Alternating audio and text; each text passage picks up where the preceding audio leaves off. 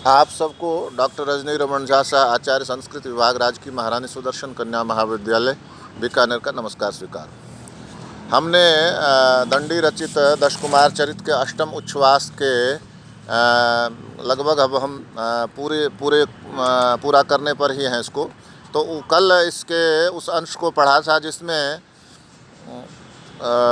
विश्रुत जो कथा का नायक है, जो सारे घटनाक्रम का वही जिसने संयोजन किया था, राजकुमार को ले जाना और उसको प्रचंड वर्मा को मारना, मंदिर से मूर्ति हटाकर प्रकट होना आदि आदि जो कर्म हुए थे वो सब उसी ने किए थे।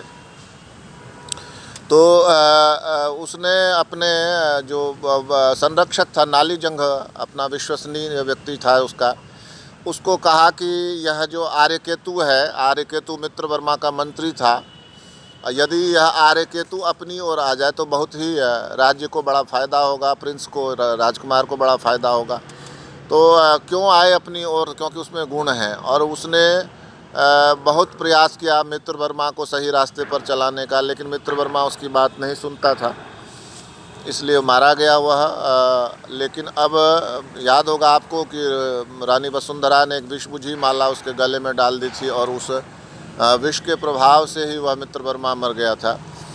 तो चूँकि अब मित्र वर्मा मर गया है और राज्य पर हमारा राजकुमार भास्कर वर्मा बैठ चुका है, तो इसमें यदि उस आर्यकेतु की मंत्रणा यानी मिल जाए, यानी कि आर्यकेतु हमारी तरफ आ जाए मंत्री के रूप में, तो यह बहुत मजबूत हो जाएगा राज्य और राजकुमार की भी स्थिति बहुत अच्छी हो जाएगी, ऐसा वह सोच रहा है। कौन?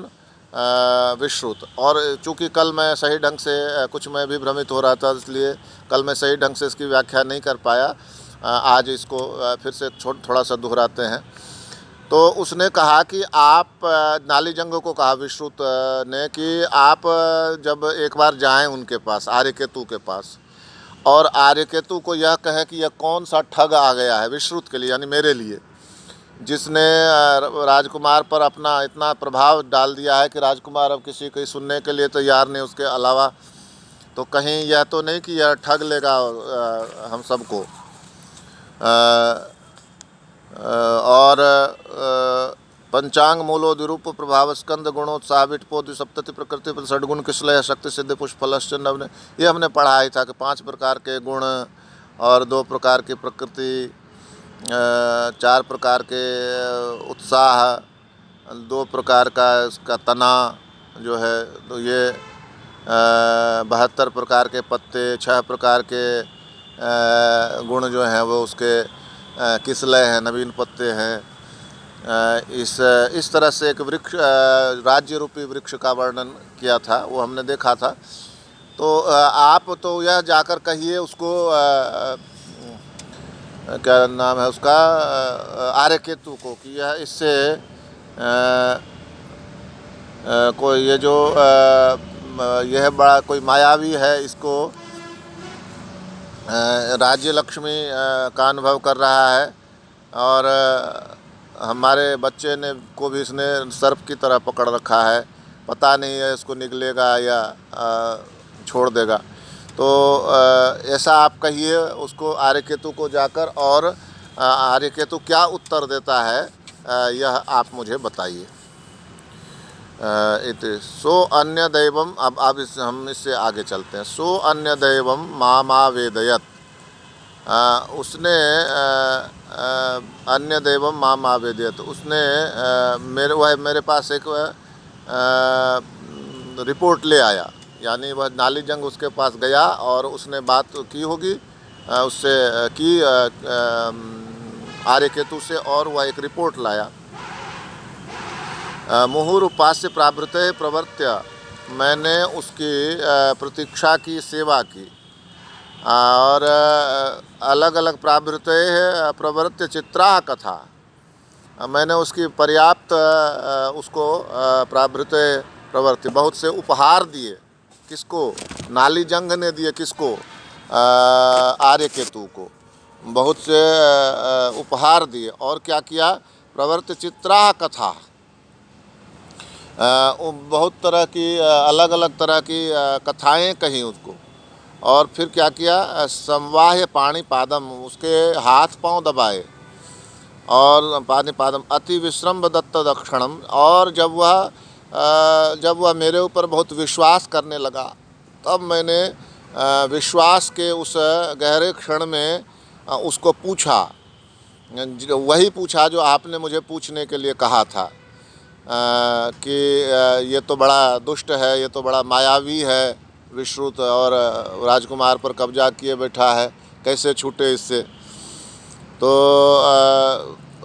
सो अप्ययम कथयत, तो उसने मुझे यह कहा, भद्र मैवम वादी है। अरे भद्र उस समय संबोधन होता था अच्छे व्यक्ति के लिए कि भद्र महा एवं वादी, इस तरह की बात मत करो। अभिजनस्य शुद्धि दर्शनम असाधारणम, यह वह स्पष्ट रूप से किसी कुलीन घर में पैदा हुआ है। असाधारण बुद्धि नैपुणम, उसकी बुद्धि असाधारण रूप से तीव्र है। अति मानुषम प्राण बलम, और उसका बल जो है वह सुपर ह्यूमन, मतलब आदमी के जो बल होता है उससे कहीं अधिक है। जैसे हम अर्जुन के भीम के बारे में पढ़ते हैं ना कि वह उसमें 10,000 हाथियों का बल था, तो यह 10,000 हाथियों का बल होना मतलब हुआ कि वह बड़ा बलवान था, अतिमानुष बल था उसमें। प्राण बलम और अपरिणाम औदार्यम, और उसके पास अतिमानुष बल है। मन की असीम भद्रता है, उदारता उसमें बहुत है। परिमाणम औदार्यम, बहुत अधिक उसमें उदारता है। और औदार्यम अत्याश्चर्यम अस्त्र कौशलम, और उसका जो अस्त्र कौशल है वह और भी आश्चर्यजनक है। उसका अस्त्र कौशल बहुत आश्चर्यजनक है, गजब चलाता है वह अस्त्र। आपको ध्यान होगा उसने 20 फीट की दूरी पर था तो भी उसको 20 गज की दूरी पर था तो भी उसको छुरा मार दिया, और वो ठीक जाकर उसमें प्रचंड वर्मा को लगा। आपको ध्यान होगा, वो वहीं मर गया। तो आगे कहते प्राण बलम परिणाम औदार्यम अत्याश्चर्यम अस्त्र कौशलम अनल्पम शिल्प ज्ञानम, और उसको शिल्प का अनल्पम शिल्प ज्ञानम, कला का उसको बहुत अधिक ज्ञान है। शिल्प ज्ञानम, कला, कैसे क्या चीज़ बनाते हैं, कैसे कौन सी योजना बनानी है, किस तरह से क्या लोगों के सम्मुख खड़ा करना है, तो ये इस कला का ज्ञान उसको बहुत अधिक है। और अनुग्रहार्द्रम, और उसका ऐसा मानस है जो हार्द्र है। अनुग्रहार्द्रम, आर्द्र मन है उसका, किसके लिए, अनुग्रह करने के लिए, दूसरों की सहायता करने के लिए। चेतस तेजश्चाप्य विषह्यम, और उसका तेज जो है, उसकी शक्ति जो है वह अविषय है, कोई दूसरा उसको जल्दी सह नहीं सकता। अभ्यसह्यम मित्रीणमित्यस्मिन्नेव सन्निपातनो गुणाः, सह्यम मित्रीणमित्यस्मिन्नेव सन्निपातनो गुणाः, और वह इतना वीर है कि उससे भिड़ा नहीं जा सकता। और वह अमित्रीणम इत्यस्मिन्नेव, वह सभी प्रकार के अमित्रों से, शत्रुओं से भिड़ सकता है। अभ्यमित्रीणम इत्यस्मिन्नेव सन्निपातिनो गुणाः, और इसमें एक साथ ही इतने सारे गुण आ गए हैं। ऐसा नहीं है कि इसके गुण कभी कोई प्रकट होता है, कभी कोई प्रकट होता है, ऐसा नहीं है। एक साथ ही इतने सारे गुण इसमें आ गए हैं। बहुत कम लोगों में इस तरह का इतना गुण देखा जाता है। गुणा ये अन्यत्र के कशोपी दुर्लभा, लेकिन यह जो इसके अंदर एक साथ इतने सारे गुण आए हैं वे दूसरों में एक साथ मिलना दुर्लभ है, नहीं मिल सकते। दुष्यतामेष चिरबिल्व द्रुमः प्रहवानां तु चंदन तरुस्तमुद्धृत्य नीति संयम अनन्य अश्मकमिमं च राजपुत्रम अनेन पित्रे पदे प्रतिष्ठितमेव विद्धि नात्र संशयः कार्यः। इसलिए यह क्या है कि यह वह शत्रुओं के लिए विष वृक्ष है। दुष्टाम एवं चिर बिल्व द्रुमः, चिर बिल्व वो एक प्रकार का जंगली वृक्ष है, चिर बिल्व विषैला वृक्ष है। तो चिर बिल्व वृक्ष के समान है, किसके लिए? दुष्टाम, शत्रुओं के लिए। और प्रहवा नाम तो चंदनत तरु, और चंदन तरु जो प्रहव हैं, जो प्रहव मतलब जो विनीत हैं, वे उसके लिए क्या हैं? चंदन तरु, चंदन के वृक्ष के समान है। तमुद्धृत्य नीति संयम, इसलिए ये जो अश्मक नीति संयम अन्यम अश्मकम इमं च, इसलिए ये जो अपने को नीति संयम अन्यम अश्मक इमं, जो अश्मक अपने को बहुत वो मानता है, बड़ा नीति शास्त्र में बड़ा कुशल मानता है, उसको उसको इसने उखाड़ दिया समझो। अब वो इसके आगे कुछ नहीं है। च राजपुत्र अनेन, और इसके द्वारा जो राजपुत्र है, राजकुमार है, पितृ पदे, जो इसके पितरों का राज्य है, उसको प्रतिष्ठितमेव विद्धि, उस पर इसको बिठा दिया और स्थापित कर दिया, ऐसा समझो।